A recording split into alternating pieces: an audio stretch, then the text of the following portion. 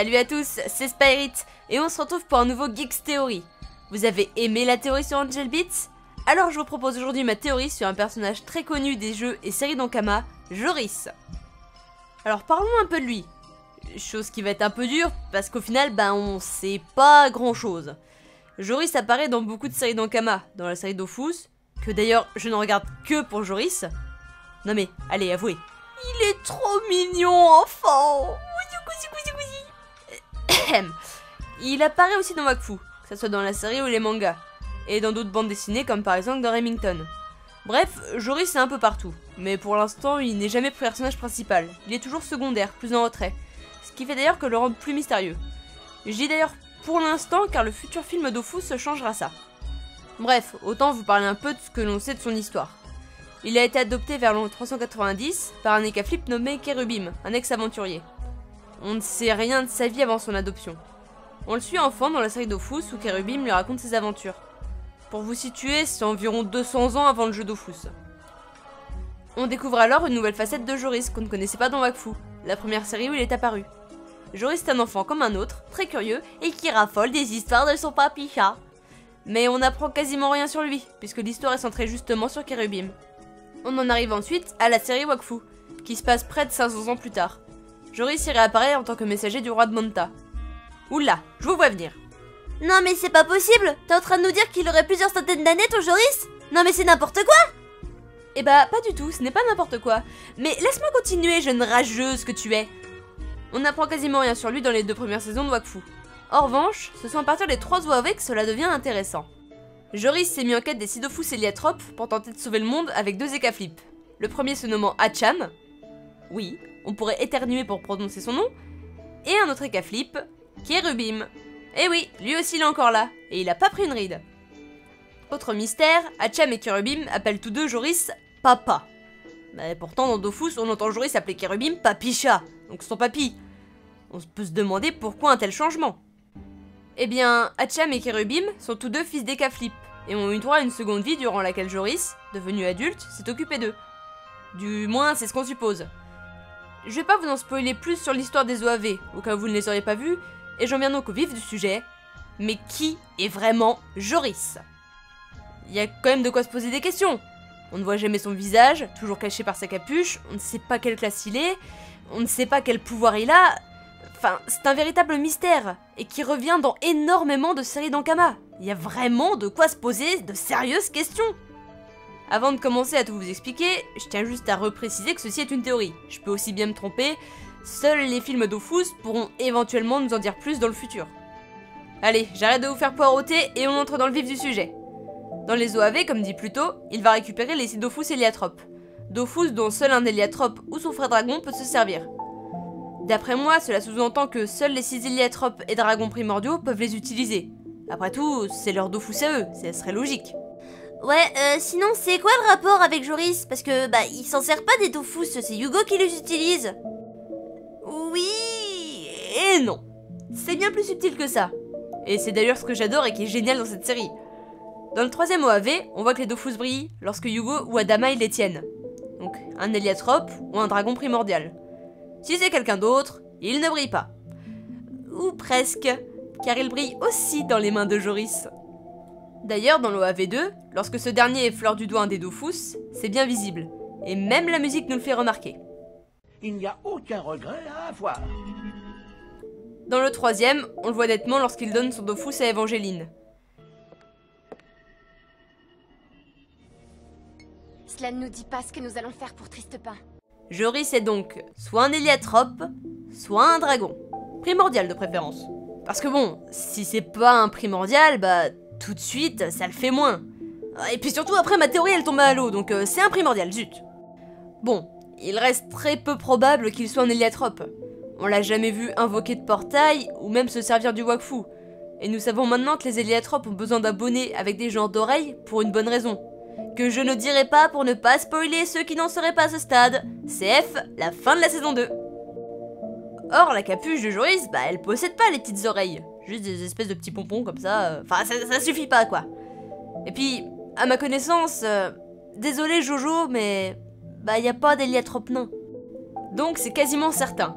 Joris est un dragon qui prend et garde forme à peu près humaine, à la manière d'Adamai par exemple. Maintenant, reste à savoir lequel parmi les 6 dragons primordiaux. Grâce à la série Wakfu et au jeu Island of Wakfu, on connaît les 6, mais ça c'est cool. Parmi ces 6 dragons, 5 d'entre eux apparaissent dans la série. Adamai, le frère de Yugo, Gros Galoragran qui apparaît dans les 2 saisons, Balthazar que l'on voit à la fin de la saison 2, mais aussi dans le jeu Wakfu les Gardiens, Faeris à la fin de la saison 2 et dans le manga, et enfin Shinonome encore à la fin de la saison 2. Il en reste donc un, Ephraim, le frère de Nora, jouable dans le jeu Island of Wakfu. Et vous l'aurez compris, Joris et Ephraim sont une seule et même personne. D'abord, il suffit de regarder au niveau des couleurs. Ephraim est un dragon bleu. Ensuite, les vêtements de Joris sont bleus, ainsi que sa peau sur certains supports. Il y a aussi cette image qui annonçait la première sortie prévue pour le film. Joris a la peau bleue. Et si vous regardez bien, on voit en bas un genre de queue de dragon. Mais les Osamodas aussi, ils sont bleus. Puis ils ont aussi des queues de dragon.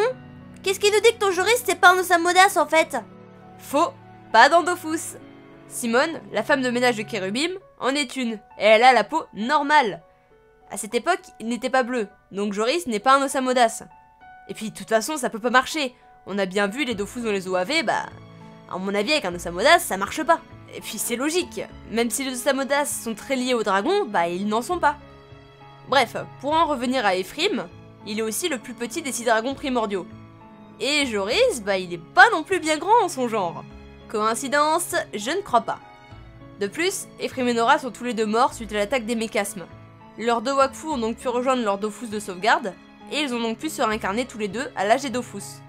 Aussi, dans une récente interview, Thoth, l'un des créateurs de Joris, a précisé que ce dernier était pratiquement immortel. Or, les dragons primordiaux répondent plutôt bien à cette définition. Immortels sans vraiment l'être. Ils peuvent mourir, mais reviennent à la vie grâce à leur Dofus. Il y a aussi quelque chose d'assez étrange que j'ai découvert à propos d'Ephraim. C'est un détail, si ça se trouve ça n'a strictement rien à faire dans cette théorie, mais ça reste quand même suffisamment étrange à son sujet pour qu'on puisse s'y intéresser. Ce détail, on le trouve dans les noms de serveurs de Wakfu, qui reprennent un peu tous des personnages assez connus et importants dans la saga. On a d'abord Datura, le nom de la poupée dont le mignon petit Ogreste tombe amoureux avant d'aller chercher les Dofus, de devenir grand et moche et de noyer le monde sous ses larmes après que sa bien-aimée l'ait rejeté. Ouais, t'as vraiment pas de bol mon petit Ogreste. Ensuite, on a Aerafal, le dragon créateur du Dofus Émeraude. Là-dessus, j'ai pas grand-chose à dire sur lui. Vient ensuite Remington, roublard bien connu dans la série Wakfu et la BD éponyme. On a ensuite Elbor, un Salida qui a sacrifié sa vie pour sauver le monde des 12 d'une plante maléfique. C'est quand même un peu la mort con, surtout pour un Salida. Ensuite, on a Nox, le fameux Xelor fou de la série Wakfu qui a trouvé l'Héliacube et a tenté de s'en servir pour remonter dans le temps.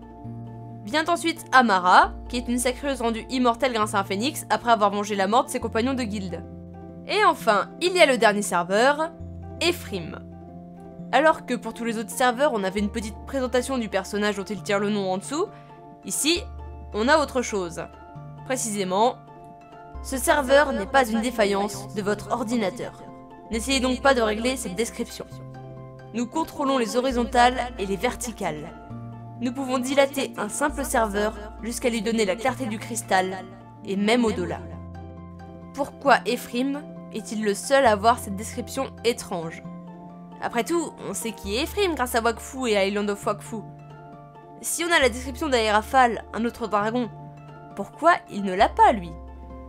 En cherchant un petit peu, j'ai découvert que cette description était en fait une référence à une série télé, Au-delà du réel.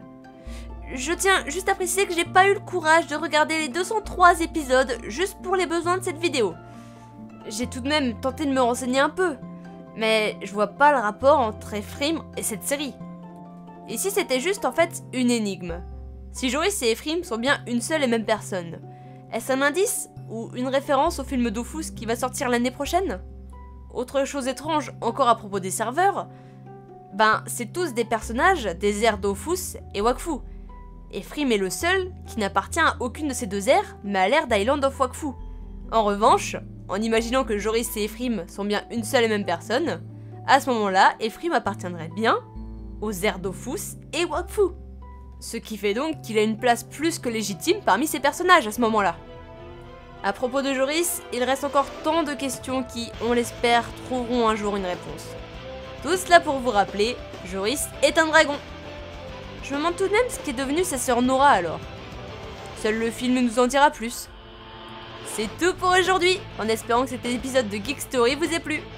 N'hésitez pas, comme la dernière fois, à commenter, laisser un pouce vert et vous abonner. N'hésitez pas non plus, encore une fois, à me proposer des théories que vous voulez que j'aborde. Tout ça pour vous dire merci d'avoir regardé et à très bientôt.